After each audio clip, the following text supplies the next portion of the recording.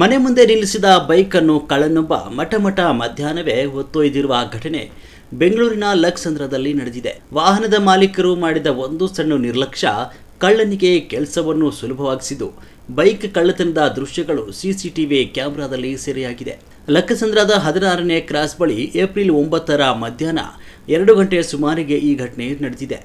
ನಿವಾಸಿಯೊಬ್ಬರು ತಮ್ಮ Suzuki Axis 125 ಬೈಕನ್ನು ಮನೆಯ ಮುಂಭಾಗ ನಿಲ್ಲಿಸಿದರು. ಆದರೆ ಆತುರದಲ್ಲಿ ಅಥವಾ ಮರೆವಿನಿಂದಾಗಿ ಬೈಕ್ನ ಕೀಯನ್ನು ವಾಹನದಲ್ಲಿಯೇ ಬಿಟ್ಟು ಮನೆಗೆ ತೆರಳಿದರು.